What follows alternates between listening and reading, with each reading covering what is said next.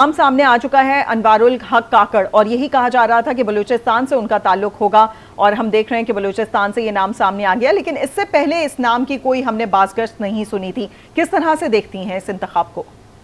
जी बिल्कुल, ये बिल्कुल एक अनएक्सपेक्टेड मूव है, लेकिन कल रात से कुछ सूरत हाल जो थी वो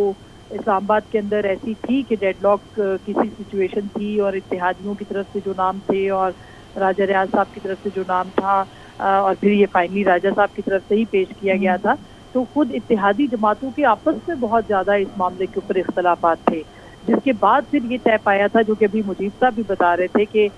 कोई भी जो नाम जिसके ऊपर कंसेंसस हो तो फिर प्राइम मिनिस्टर की मुख्तलिफ लोगों के साथ जो है वो बातचीत हुई, इत्तेहादियों के साथ हुई और फाइनली अनवारुल हक काकड़ साहब जो कि सेनेटर हैं, ये भी दिलचस्प बात है कि उनको सेनेट ऑफ पाकिस्तान या किसी भी पार्टी से कोई ताल्लुक नहीं रख सकता, यानी न्यूट्रल होना चाहिए, जो बात सुन रहे थे, और वो सेनेट से भी हैं। तो अब बतौर सेनेटर प्राइम मिनिस्टर का होना पहली बार हम देख रहे हैं। ये भी अब मुझे नहीं पता इसकी आईनी हैसियत क्या है या नहीं है, लेकिन जहाँ तक अनवारुल हक काकड़ साहब का ताल्लुक है, एक बहुत पढ़े लिखे और समझदार इंसान है, बहुत अच्छा बोलते रहे हैं, बोलते हैं, बाप पार्टी से उनका ताल्लुक है।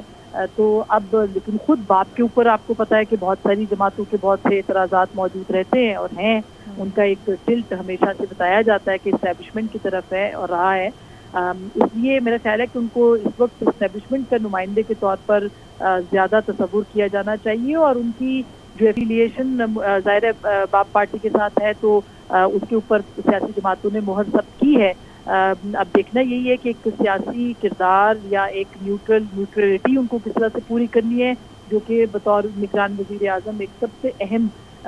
एक डिमांड है इस ओहदे की कि आपको न्यूट्रल रहना है। जहाँ तक उनकी शख्सियत का ताल्लुक है, उनकी एजुकेशन का है, एक इंतहाई पढ़े लिखे इंसान हैं और बलूचिस्तान के पहले ये स्पोक्स पर्सन भी थे अपनी गवर्नमेंट की तरफ से, और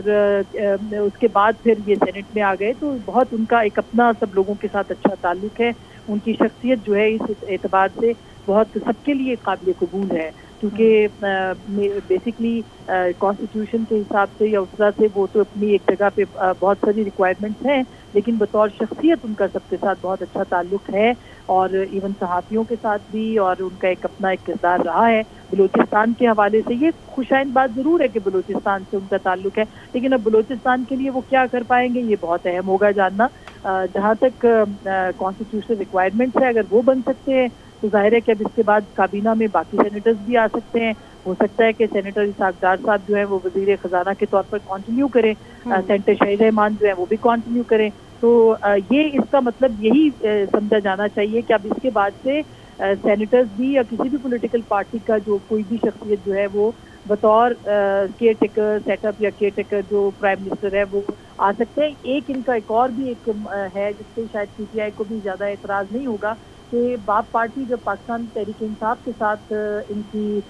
वाबस्तगी थी या अलायंस का हिस्सा थे, उस वक्त भी अनवारुल हक काकड़ साहब जो थे वो जाहिर है कि उसका उसी अलायंस का हिस्सा थे, तो उन्होंने उस दौर में खुद चेयरमैन तहरीक इंसाफ और तहरीक इंसाफ के साथ भी काम किया है। तो ये एक्सेप्टेबिलिटी शायद इसी वजह से होगी कि बाकी जमातों ने भी इनके साथ जो है वो काम कर रखा है, और सबसे बड़ी बात है कि तहरीक इंसाफ ने भी काम किया है। तो इस एतबार से अनवारुल हक काकड़ साहब बहुत अहमियत के हामिल हैं। अगर अगले कितने महीने अब इलेक्शंस भी करवाने हैं, अगर 90 दिन के अंदर इंतखाब होगा तो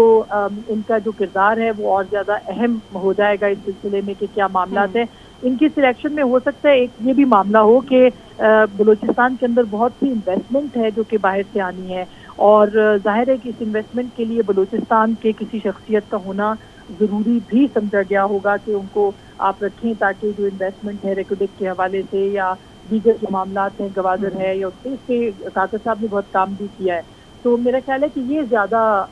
इम्पॉर्टेंट है, इसके तनाजुर में इनकी जो है वो हुई होगी, इनका इंतखाब हुआ होगा, लेकिन एक बात बिल्कुल अपनी जगह पे अटल है कि इस्टेब्लिशमेंट की इनको खासी हिमायत हासिल है। ठीक है, आसमा शराजी हमारे साथ ही रहिएगा। आमिर शेख साहब, आसमा ने जो पॉइंट उठाया है वो वाज़ेह तौर पर ये पॉइंट है कि एक सिलेक्शन पे ये पॉइंट भी डाला जा सकता है कि बलूचिस्तान में बहुत सारी ऐसी इन्वेस्टमेंट है जो बाहर से आनी है, तो उसके नतीजे को मद्देनज़र रखते हुए ये नाम फाइनल किया गया है, क्या कहेंगे? अच्छा, एक और अहम बात इसमें ये है, मैं थोड़ा इसको आगे सेकंड करूँगा, ये समंदर पार पाकिस्तानी जो ताना कमेटी की उसके भी चेयरमैन तो इनका एक बराह रास्त लिंक जो है ना वो समंदर पार पाकिस्तानी से भी बनता है। तो दूसरी बात ये है कि अब दो चीजें, एक तो इलेक्शन वक्त पर होना और दूसरी जानिब हम ये